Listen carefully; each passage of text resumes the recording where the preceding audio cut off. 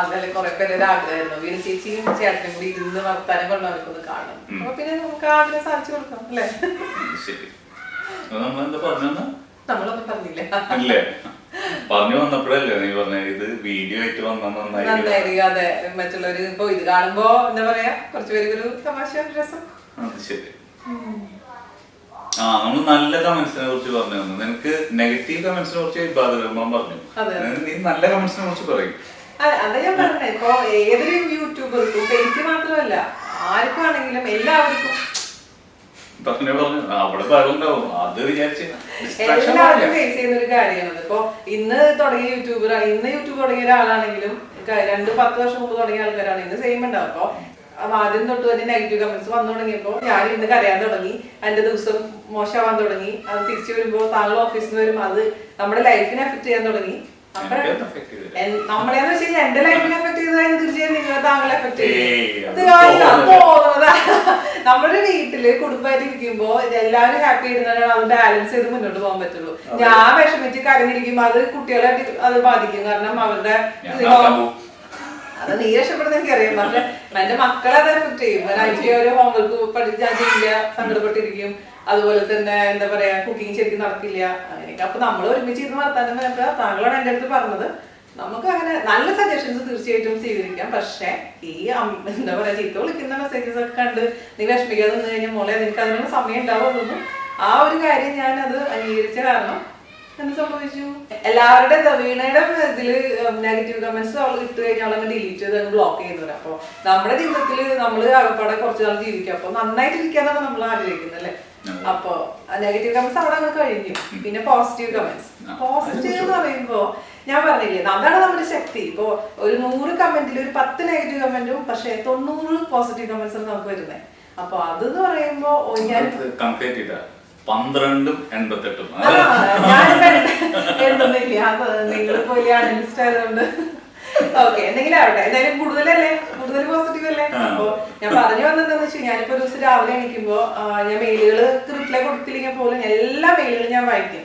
അപ്പോ ഈ മെയിലുകളിലാണ് ഈ ഓരോരുത്തരെ പറ്റി ഡീറ്റെയിൽ ആയിട്ട് അവരുടെ കാര്യങ്ങളൊക്കെ എനിക്ക് കൺവേ ചെയ്യുന്നത്. അപ്പൊ ഓരോ മെയിൽ വായിക്കുമ്പോഴും ഓരോ കുട്ടികളും അപ്പൊ കുറച്ച് പ്രായമുള്ള സ്ത്രീകളായിരിക്കും, അതല്ലെങ്കിൽ ചെറിയ കുട്ടികളായിരിക്കും, കല്യാണം കഴിഞ്ഞ് പോയ കുട്ടികളായിരിക്കാം. അപ്പൊ അവരൊക്കെ അവരുടെ ജീവിതത്തിൽ ഞാൻ ചെറിയ രീതിയിലെങ്കിലും ഇൻഫ്ലുവൻസ് ചെയ്യുന്നുണ്ടെന്നൊക്കെ അറിയുമ്പോൾ ചെറിയ ഒരു മുഖത്ത് ഒരു സന്തോഷം കൊടുക്കാൻ പറ്റിയെന്ന് പറയുമ്പോൾ ഒരു സന്തോഷം. കാരണം വെറും ഒരു കുക്കിംഗ് ചാനൽ നടത്തുന്നവർ എനിക്കിപ്പോ അവരുടെ പേഴ്സണൽ കാര്യങ്ങൾ ഷെയർ ചെയ്യേണ്ട ഒരു ആവശ്യമില്ലല്ലോ.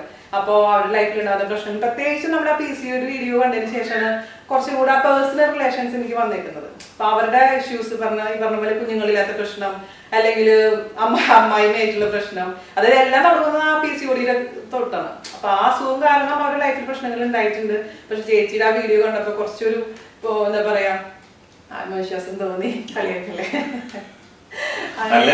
അപ്പൊ അതൊക്കെ ഞാൻ പറഞ്ഞതെന്ന് വെച്ചാൽ ആ കുട്ടികളുടെ മെസ്സേജ് കാണുമ്പോൾ നമുക്ക് ആ ദിവസം ഭയങ്കര ഒരു എന്താ പറയാ എനർജി, എനിക്ക് പോസിറ്റീവ് എനർജി ഫീൽ ചെയ്യാം. കാരണം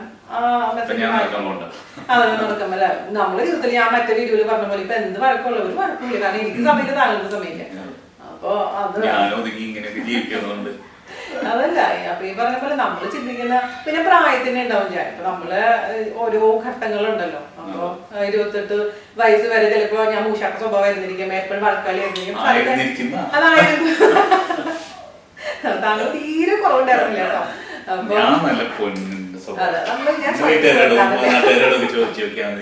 അതെനിക്കറിയാം, വീട്ടുകാരോട് നാട്ടുകാരോടൊക്കെ ഞാൻ ചോദിച്ചു. അപ്പൊ നമ്മള് ബേസിക്കലി രണ്ടുപേരും ഏകദേശം ഒരേ വണ്ടിയിൽ സഞ്ചരിക്കുന്ന ആൾക്കാരായിരുന്നു. 2 രീതിയിലാണ് മാത്രം. താങ്കൾക്ക് ഭയങ്കര ധൈര്യമായിരുന്നു. സ്വന്തം ആവശ്യങ്ങളായി സ്വന്തം ഇത് മറ്റുള്ളവരോട് മുഖത്ത് നോക്കി പറയാനുള്ള കഴിവുണ്ടായിരുന്നു. എനിക്കത് ഉണ്ടായിരുന്നില്ല. ഞാൻ മറ്റുള്ളവർ വിഷമിക്കണ്ടെന്ന് പറഞ്ഞിട്ട് പല കാര്യങ്ങളും എന്താ പറയാ അടക്കി പിടിച്ചിരുന്ന വ്യക്തിയായിരുന്നു. പക്ഷെ താങ്കളും എന്റെ കൂടെ കൂടിയപ്പോ എനിക്ക് ധൈര്യം വന്നു. അതല്ലേ എന്താ പറയാ, അതാണ് ഒരു ഭാര്യയും ഭർത്താവും തമ്മിലുള്ള ഒരു അണ്ടർസ്റ്റാൻഡിങ് എന്ന് പറയുന്നത്. അപ്പൊ അതാണ് നിന്നെ കണ്ട ഡാൻസറുടെ ലുക്ക് പലരും പറയുന്നുണ്ടല്ലോ. ഡാൻസ് പോയിട്ട് അതിന്റെ അടുത്ത് കൂടെ എനിക്ക് തോന്നില്ല. അതെന്നോട് കുറെ പേര് ചോദിക്കാറുണ്ട്. അത് എന്താ സംഭവം? എന്റെ അച്ഛൻ അസലൊരു ഡാൻസർ ആയിരുന്നു കേട്ടോ. അപ്പൊ അച്ഛന്റെ ചെറുപ്പത്തിലെ 10 വയസ്സിൽ ഓടിച്ചോടി പോയി ട്രെയിൻ പിടിച്ച് പോയിട്ടുള്ള ഒരാളാണ് എന്റെ അച്ഛൻ. നാട്ടിൽ നിന്ന് നാട് വിട്ടതാ. എന്തോ ഒരു നിന്റെ പോലെ തന്നെ എന്തോ കുർത്തകൾ ഒപ്പിച്ചിട്ട് അച്ഛനെ പേടിച്ചിട്ട് ഞാൻ നാടൊന്നും വിട്ടിട്ടില്ല. അല്ല, ഞാൻ നാട് വിട്ടു, തിരിച്ചു വന്നു. അച്ഛൻ അന്ന് വെച്ചാൽ പിന്നെ തിരിച്ചു വരാനുള്ള വഴിയൊന്നും അറിയില്ലല്ലോ. ഏതോ ട്രെയിനിൽ കയറി പോയി ചെന്നൈയിൽ എത്തിപ്പെട്ടു. അങ്ങനെ പറഞ്ഞു എന്ന് വെച്ചാൽ അങ്ങനെ വളർന്നു വന്നപ്പോ ഒരു ഡാൻസിങ് അതിലോട്ട് വന്നു. ഡാൻസറൊക്കെ ആയിരുന്നു കുറെ നാള്. അപ്പോ എന്റെ വെക്കേഷന് വീട്ടിൽ വരുമ്പോ എന്നെ പഠിപ്പിക്കാൻ വേണ്ടി പാവം കുറെ കഷ്ടപ്പെട്ടിട്ടുണ്ടായിരുന്നു. അരമണ്ഡലത്തിൽ ഇരിക്കാൻ പറയുമ്പോ ഞാൻ കരയും, കാലുവേദന എന്ന് പറഞ്ഞിട്ട്. പിന്നെ കഴുത്ത് അച്ഛനെ അവിടെ എന്താ പറയാ ചുമരമ്പിന്റെ അവിടെ പിടിച്ചു നിർത്തിട്ട് അങ്ങോട്ട് നോക്കും ഇങ്ങോട്ട് നോക്കും കണ്ടു നിർത്തിക്കാൻ അച്ഛനെ കൊണ്ട് പഠിപ്പിക്കാൻ. അപ്പൊ ഞാൻ ഇങ്ങനെയൊക്കെ കാണിക്കുമ്പോ അച്ഛൻ ഇങ്ങനെയല്ല മോളേനൊക്കെ പറഞ്ഞു കുറെ എക്സസൈസ് ഒക്കെ പറഞ്ഞു. ഞാൻ കരഞ്ഞ അമ്മേരെ കാലം പിടിച്ച് എനിക്ക് വേണ്ട, എനിക്ക് ഇഷ്ടമില്ല എന്നൊക്കെ പറഞ്ഞ്. പക്ഷെ ഞാൻ ഇപ്പൊ ആലോചിക്കുമ്പോ അയ്യോ കഷ്ടം, എനിക്കിപ്പോ മിസ്സായി എന്ന് തോന്നുന്നു. ഇപ്പൊ എന്റെ ഫ്രണ്ട്സ് എല്ലാവരും ഡാൻസേഴ്സാണ്, ഡാൻസ് പഠിക്കലും ഒക്കെയാണ്. അപ്പൊ എനിക്കൊരു ചെറിയൊരു കുശിമില്ലാണ്ടില്ല. അല്ല, ഞാൻ പറഞ്ഞില്ല, എനിക്ക് ഭയങ്കര കോംപ്ലക്സ് അടിച്ചിട്ടുള്ള ഒരാളായിരുന്നു ഞാൻ. കാരണം എനിക്കൊരു കഴിവില്ല, എനിക്ക് പാട്ട് പാടാൻ അറിയില്ല. കോംപ്ലക്സ് അടിച്ചിട്ടുള്ള ഒരാളാണ്. കോംപ്ലക്സ് എന്ന് പറഞ്ഞാൽ ഞാൻ ഇങ്ങനെ പറയായിരുന്നു. എന്റെ അമ്മയുടെ അടുത്ത് പ്രത്യേകിച്ചും താങ്കളുടെ അടുത്ത് ഞാൻ പറഞ്ഞിട്ടുണ്ട്. അപ്പൊ ഓർമ്മയില്ലായിരുന്നു, എനിക്ക് പല കാര്യങ്ങളും ഓർമ്മയില്ല. അപ്പൊ എന്താ ഞാൻ പറയാറുള്ള ചില അയ്യോ ഞാൻ എന്തിനാ ഭൂമിയിൽ ജനിച്ചത്, എന്നെ കൊണ്ട് ഒരു കാര്യം ഗുണവും ഇല്ല, പാട്ട് പാടാൻ അറിയില്ല, എന്താ പറയാ ഡാൻസ് ചെയ്യാൻ അറിയില്ല, പടം വരയ്ക്കാൻ അറിയില്ല, വേറെ ഇൻസ്ട്രുമെന്റ്സ് അറിയില്ല, ഒന്നിനും കൊള്ളില്ലാത്തൊരു ജന്മാണല്ലോ ഞാൻ എന്ന് പറഞ്ഞിട്ട് അമ്മയുടെ അടുത്ത് ഞാൻ ഇങ്ങനെ പറയാറുണ്ടായിരുന്നു. അപ്പൊ അമ്മ പറഞ്ഞു അങ്ങനെയൊന്നും വിചാരിക്കരുത് മോളെ, നമുക്ക് ഈ ഭൂമിയിൽ നമ്മൾ ജനിച്ചിട്ടുണ്ട് എന്തെങ്കിലും ഒരു കാര്യത്തിനായിരിക്കും നമ്മൾ ജനിച്ചിട്ടുണ്ടാവും. അത് അമ്മ എപ്പോഴും പറയായിരുന്നു. അപ്പൊ ഞാൻ പറയാം അങ്ങനെയൊന്നും ഇല്ല അമ്മ, ഇനിയിപ്പോ എന്തോന്ന് സംഭവിക്കാനാന്നൊക്കെ പറഞ്ഞു. പക്ഷെ ഇപ്പൊ ആലോചിക്കുമ്പോ ഞാൻ അമ്മ പറഞ്ഞത് ശരിയായിരുന്നു എന്ന് എനിക്ക് തോന്നാറുണ്ട്. കാരണം എന്തിനോ ഉള്ളപ്പോ എന്താ പറയാ നമ്മളിപ്പോ ഇങ്ങനെ സംസാരിക്കാനുള്ള സാധ്യത ഒരുക്കിയത് അതുകൊണ്ടാണല്ലോ. അത് ശരിയാണ്. അമ്മ പറഞ്ഞു വന്നതേ ജനിച്ചു വരുമ്പോ എസ്റ്റാബ്ലിഷ്ഡ് ആയിട്ടുള്ള രീതിയിൽ തന്നെ വിജയിക്കുന്ന നിർബന്ധമില്ല. നമ്മുടേതായ വഴികൾ നമുക്ക് വെട്ടിത്തെളിക്കാം അല്ലേ? ഫിനിഷ് ഇപ്പൊ ആ കുട്ടി വരും എന്നിട്ട് കളിക്കാം നമുക്ക്. അപ്പൊ ഞാൻ പറഞ്ഞു വന്നതെന്ന് വെച്ചാല് എന്തെങ്കിലും ഒക്കെ കാര്യം ഉണ്ടാവും നമ്മള് ഭൂമിയിൽ ജനിക്കുന്നതിൽ. അപ്പൊ എല്ലാവരും ഇപ്പൊ നമ്മള് വിചാരിക്കുന്ന പോലെ സക്സസ് ആവണമെന്നോ എന്താ പറയാ അതുപോലെ ആയിട്ടില്ലെങ്കിൽ പോലും നമ്മൾ ശ്രമിക്കുക എന്നുള്ളത് നമ്മുടെ കടമ. അത് കഴിഞ്ഞ് പിന്നെ ബാക്കിയൊക്കെ അങ്ങ് വിട്ടു കൊടുക്കുക. അതാണ് ഇപ്പൊ എനിക്ക് ഇപ്പൊ ഇത്ര കാലം എടുത്തത് ഒരു ജേർണി കൊണ്ട് മനസ്സിലാക്കാൻ പറ്റിയിട്ടുള്ളത്. താങ്കൾക്ക് എന്ത് തോന്നുന്നു? നിന്റെ എന്ത് എനിക്ക് പ്രത്യേകിച്ച് ഒന്നും തോന്നുന്നില്ല, എങ്ങനെയെങ്കിലും ജീവിച്ചു പോയാണ്. അല്ല, നിന്റെ വീഡിയോ ഇങ്ങനെ റിലാക്സ് ചെയ്യാൻ വേണ്ടി പലരും കാണാറുണ്ടെന്ന് പറയാം. അത് പക്ഷെ അതും അതിന് തിരിച്ചും പറയാറുണ്ട്. ഒന്ന് വേറെ പറയടി വേണ്ട, എനിക്ക് വേറെ പണിയൊന്നുമില്ലേ വീട്ടില്. അതല്ല കുക്ക് ചെയ്യാൻ വേണ്ടിയല്ല, അത് കുറെ കുട്ടികൾ പറയാറുണ്ട്. കാരണം അതെന്താണെന്ന് വെച്ച് കഴിഞ്ഞാൽ ഇപ്പൊ വീട്ടിൽ നിന്ന് മാറി താമസിക്കുന്ന ഐ മീൻ ഇപ്പൊ നമ്മള് ദുബായിൽ അല്ലെങ്കിൽ പ്രത്യേകിച്ച് അമേരിക്കയിൽ നിന്നുള്ള കുട്ടികൾ എനിക്ക് മെയിലയക്കുന്നത്. അപ്പൊ ഹസ്ബൻഡ് ഇപ്പൊ ജോലി ചെയ്യാത്ത കുട്ടികളാണ്, വീട്ടിൽ ഇരുന്നിരുന്ന ഹസ്ബൻഡ് രാവിലെ ജോലിക്കും ചിലപ്പോ IT ഫീൽഡിലൊക്കെ ഒരുപാട് ലേറ്റ് ആയിരുന്നു അദ്ദേഹം തിരിച്ചു വരുന്നുണ്ട്. അപ്പൊ അതുവരെ എന്താ പറയാ എത്ര നേരം TV കാണും, അപ്പൊ നാടിനെ മിസ് ചെയ്യുന്നു എന്നൊക്കെ തോന്നുമ്പോ വീണച്ചിയുടെ വീഡിയോ ഓൺ ചെയ്ത് കഴിഞ്ഞാൽ നാടും വീടും ഒരു അമ്മേനെ അല്ലെങ്കിൽ സിസ്റ്ററൊക്കെ പോലെ കൂടുതലുള്ള ഒരാള് എപ്പോഴും കൂടുതലുള്ള പോലെ ഒരു ഫീലിംഗ് ഒക്കെ പറയാറുണ്ട്. അതായത് എനിക്കറിയില്ല എങ്ങനെയാണ്, പക്ഷെ ഒരാളൊന്നും രണ്ടാളൊന്നും അല്ല പറഞ്ഞിരിക്കുന്നത്, ഒരുപാട് പേരത് പറഞ്ഞിട്ടുണ്ട്. ഇപ്പൊ ഞാൻ പറഞ്ഞ പോലെ അതേസമയം നേരെ തിരിച്ചും പറഞ്ഞിട്ടുണ്ട്.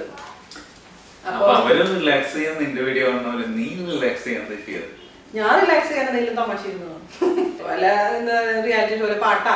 അപ്പൊ അഭി എന്നോട് പറയും അമ്മയ്ക്ക് പാട്ടായിട്ട് യാതൊരു ബന്ധമില്ല. ഞാനിപ്പോ റീസെന്റ് ആയിട്ട് സൂപ്പർ 4 എന്ന് പറഞ്ഞിട്ടുള്ള പരിപാടി കാണാറുണ്ട്. അപ്പൊ എനിക്ക് പാട്ട് കേൾക്കാൻ ഇഷ്ടമാണ്. പിന്നെ ആ ഒരു പുതിയ പിള്ളേരാണ് അതൊക്കെ കാണാൻ എനിക്ക് ഇഷ്ടം. അപ്പൊ ഞാൻ ഈ പാത്രം കഴുകുന്ന സൈഡില് അത് ഇരുന്ന് ഓൺ ചെയ്യുമ്പോ അപ്പൊ അമ്മ തന്നെ കളിയാക്കും അമ്മയ്ക്ക് യാതൊരു പാട്ടായിട്ട് ഒരു ബന്ധമില്ല, എന്നിട്ട് എന്ത് മനസ്സിലാവുന്നു. ഞാൻ പറഞ്ഞ ആസ്വദിക്കണമെങ്കിൽ പാട്ട് പാടുന്നുള്ള കഴിവൊന്നും വേണ്ടല്ലോ. അച്ഛൻ പാടുമല്ലോ. എന്റെ അച്ഛനൊന്നും പാടും.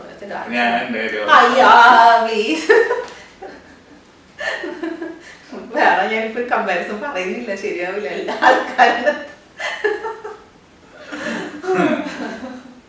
അപ്പൊ അതാണ് നമ്മുടെ ലൈഫിൽ കൊച്ചു കൊച്ചു കാര്യങ്ങൾ. അതേപോലെ തന്നെ എന്താ പറയാ തമാശ സീരിയൽ എന്ന് പറഞ്ഞാൽ കരയുന്ന സീരിയലുകളൊന്നും ഞാൻ കാണാറില്ല, പണ്ടേ കാണാറില്ല. എന്റെ അമ്മ പറഞ്ഞു വന്നതെന്ന് വെച്ച് കഴിഞ്ഞാല് എന്റെ അമ്മയ്ക്ക് ഇപ്പൊ ഒരുപാട് ഹെൽത്ത് ഇഷ്യൂസ് ഉണ്ട്.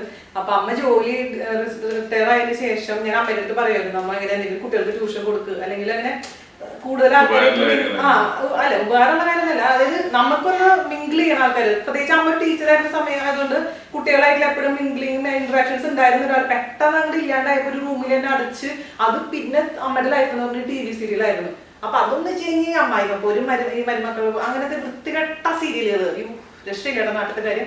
അപ്പൊ ഈ നമ്മൾ റൂമിൽ വന്നിരുന്നു കഴിഞ്ഞാലും അമ്മയുടെ അടുത്ത് 10 മിനിറ്റ് വർത്തമാനം പറഞ്ഞു വെച്ചാൽ നമ്മൾ റൂമിൽ പോകുന്നു. പക്ഷെ അമ്മ അത് അല്ല, അമ്മനെ കുറ്റം പറയില്ല ഞാൻ, നമ്മുടെ വീട്ടിലത്തെ ഇപ്പോഴത്തെ നാട്ടിലത്തെ ഒരു അവസ്ഥ പറയായിരുന്നു. അപ്പൊ അവരത് ശ്രദ്ധിച്ച് അപ്പൊ അതൊക്കെ ഫുൾ നെഗറ്റീവ് എനർജിയാണ് നമുക്ക് ഫീലിംഗ്. അപ്പൊ അത് ഓട്ടോമാറ്റിക്കലി നമ്മൾ എവിടെയൊക്കെയോ നമ്മുടെ സ്വഭാവത്തിലേക്ക് വരാൻ തുടങ്ങിയിട്ടുണ്ട്.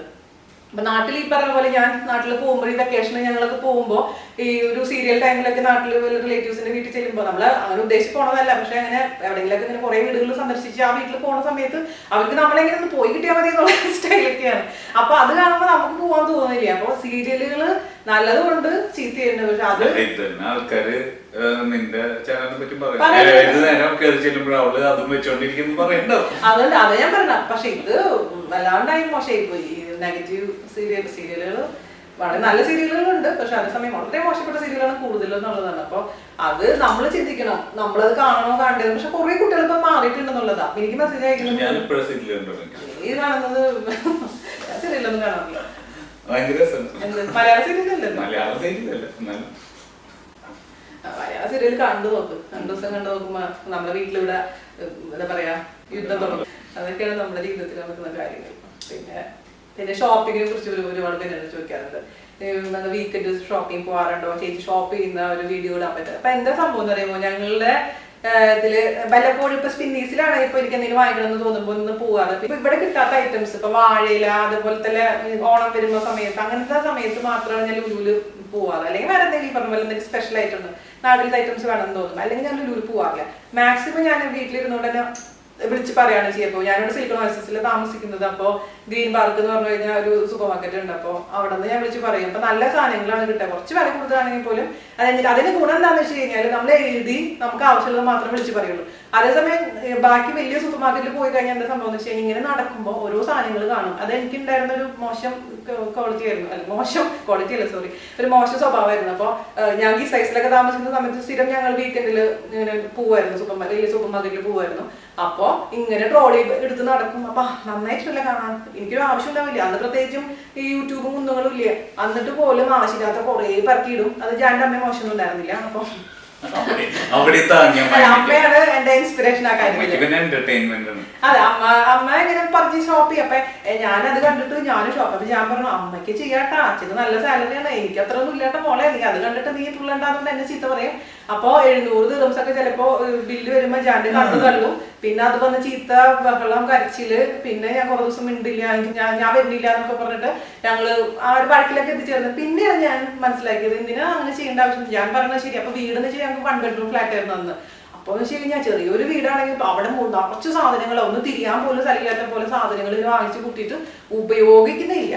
അപ്പൊ പിന്നെ ഞാൻ അത് പരിപാടി നിർത്തി പതുക്കെ ഇതേപോലെ തന്നെ ആവശ്യമുള്ള സാധനങ്ങൾ അപ്പൊ വിളിച്ച് പറയും. അപ്പൊ ഇപ്പോൾ 1/4 കിലോ ഉള്ള രീതിയിൽ 1/2 കിലോ എന്നുള്ള രീതിയിൽ മാത്രം ഞാൻ വിളിച്ച് പറയും. അപ്പൊ കേടായി പോകില്ല സാധനങ്ങൾ. മറ്റേത് പറഞ്ഞാൽ എനിക്ക് അരിയൊക്കെ കൂടുതൽ വാങ്ങിച്ച് നമ്മൾ ഈ 3 പേർക്ക് ഇപ്പൊ എത്ര വേണം, അത് കേടായി പോകും. അങ്ങനത്തെ അവസ്ഥകളൊക്കെ ഇപ്പൊ അത് എനിക്ക് മനസ്സിലാക്കിയപ്പോ ജീവിതം കുറച്ചും കൂടെ സ്മൂത്തായി. പിന്നെ ഒരു അനലിസ്റ്റ് ഭർത്താവ് ഉണ്ടായ ഗുണമുണ്ട്. ഈ വിളിച്ച് പറഞ്ഞിട്ട് കൂടുതൽ പൈസ കൊടുത്ത് വാങ്ങിച്ചാലും മാസം കണക്ക് നോക്കുമ്പോ ലുലുവില് 4 തവണ പോകുന്നേക്കാൾ വളരെ കുറവാണ്. ഫ്രഷ് ആയിട്ടുള്ള സാധനങ്ങൾ. പിന്നെ മാത്രമല്ല വേറൊരു ഗുണം എന്താ പറയുക, എനിക്ക് വലിയ സൂപ്പർ മാർക്കറ്റിൽ ഇപ്പൊ നമ്മൾ ദൂരെ പോയി തിരിച്ച് വന്ന് നോക്കുമ്പോഴായിരിക്കും ചിലപ്പോൾ നമ്മൾ ഉദ്ദേശിച്ച പോലെ ക്വാളിറ്റി ഇല്ല, എനിക്ക് തിരിച്ചു കൊടുത്തുവിടാൻ പറ്റില്ല, നമുക്ക് അവിടെ പോയി കൊടുക്കാൻ പറ്റില്ല. അതേസമയം ഇവിടെ ഞാൻ പച്ചക്കറി വിളിച്ച് പറഞ്ഞിട്ട് കറിവേപ്പില നല്ല ഞാൻ തിരിച്ചു കൊടുത്തോളൂ. എനിക്ക് ബില്ലിന്റെ അല്ല നല്ല സാധനങ്ങൾ നമുക്ക് കിട്ടണം. പിന്നെ ആ ഒരു വിശ്വാസം ഉണ്ടല്ലോ. ഇപ്പൊ അവരിപ്പോ എനിക്ക് അങ്ങനത്തെ ആദ്യമൊക്കെ ഇന്നലെ മീനൊക്കെ നമ്മൾ വിളിച്ച് പറയുമ്പോൾ ചിലപ്പോൾ ഇച്ചിരി മോശമായ മീനൊക്കെ ഉണ്ടെങ്കിൽ ഞാൻ അപ്പൊ വിളിച്ച് പറഞ്ഞ് തിരിച്ചു കൊടുത്തു. ഇപ്പൊ എന്താ വെച്ചാല് എനിക്ക് റീസെന്റ് ആയി ഇപ്പൊ കുറെ നാളുകളായിട്ട് ഫ്രഷ് മാത്രം കിട്ടുള്ളൂ. അവർക്കറിയാം ഇപ്പൊ എന്നെ ചേച്ചിക്ക് കൊടുത്തു വിട്ടുമ്പോ നല്ലത് മാത്രം കൊടുത്തു വിട്ടാൽ മതി എന്ന് അവർക്കറിയാം. അപ്പൊ ആ ഒരു ട്രസ്റ്റും പരസ്പരമുള്ള ഇതാണ് ഞാൻ പറഞ്ഞത്. അപ്പൊ അത് ഇവർക്കൊന്നും ഞാൻ കൊടുത്തിട്ടില്ല. അവർക്ക് പായസം കൊടുത്തിട്ടുണ്ട്. മറ്റവർക്കായിരുന്നു മദീനക്കാരായിരുന്നു. ഈ സൈസിലുള്ള ആളുകൾ കുശാലായിരുന്നു. പഴംപൊരി അവര് പഴമൊക്കെ ഇങ്ങനെ എന്താ പറയാ കസ്റ്റമർക്ക് കൊടുക്കാൻ പറ്റുന്നതിനേക്കാൾ കൂടുതൽ പഴുപ്പൊക്കെ ചെയ്യുമ്പോ വിൻസിക്ക് കുറച്ച് പഴമുണ്ട്. ഞാൻ പറഞ്ഞു കൊടുത്തുവിട്ടോ, ഞാൻ ഉണ്ടാക്കി തരാം, പക്ഷെ ഓയിൽ കൊടുത്തു വിടണ്ടാന്ന് പറയും. അപ്പൊ ഓയിലും പഴം കൊടുത്തു വിടും. അപ്പൊ നമ്മളുണ്ടാക്കി തിരിച്ച് പഴംപൊരി ആയിട്ട് അവർക്ക് റിട്ടേൺ കൊടുക്കും. അങ്ങനെയൊക്കെ ചെയ്തിരുന്നു. അതൊരു പരസ്പര അണ്ടർസ്റ്റാൻഡിംഗ് ഒക്കെ ആയിട്ട് നല്ല പിള്ളേരായിരുന്നു. അങ്ങനെയായിട്ട് അവരായിട്ട് ഇപ്പോഴും കോണ്ടാക്ട് ഉണ്ട്. അപ്പൊ അതാണ് ഒരു റിലേഷൻ നമുക്ക് മെയിൻറ്റെയിൻ ചെയ്യാം നല്ല രീതിയിൽ. അപ്പൊ അത് മോശം രീതിയിലും പോവാം. അപ്പൊ അതാണ് നമ്മളാണ് നിയന്ത്രിക്കേണ്ട കാര്യങ്ങൾ, എല്ലാ കാര്യങ്ങളും. അപ്പൊ എല്ലാവരും പോസിറ്റീവായിട്ട് ഇരിക്കുക. അപ്പൊ നമ്മൾക്ക് നമ്മൾ ജീവിക്കുന്ന സമയം നമ്മളെ മനസ്സ് എന്താണ് ശരിയെന്ന് പറയുന്നത് അത് ചെയ്യാൻ ശ്രമിക്കുക. അല്ലാതെ പിന്നെ മോശം കാര്യം ചെയ്തിട്ട് നല്ലതാണെന്ന് പറയാനല്ല ഞാൻ ഉദ്ദേശിച്ചത്. നല്ല കാര്യങ്ങൾ തന്നെ അത് മറ്റുള്ളവർ എന്ത് പറയും, സമൂഹം എന്ത് പറയും എന്ന് പറഞ്ഞാൽ നമ്മൾ ചെയ്യാതിരുന്നു കഴിഞ്ഞാൽ നമ്മുടെ ജീവിതം തന്നെയാണ് നമുക്ക് നഷ്ടപ്പെടാൻ പോകുന്നത്. അവർക്ക് പറയുന്ന ആൾക്കാർക്ക് ഒന്നും സംഭവിക്കാൻ പോകില്ല. അപ്പോൾ believe in your self and go head. അതാണ് എനിക്ക് പറയാനുള്ളത്. താങ്കൾക്ക് എന്ത് പറയുന്നു?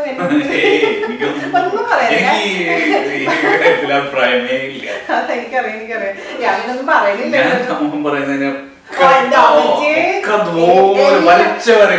എല്ലാത്തിന്റെ സൂത്രധാരൻ ഇതാണ്.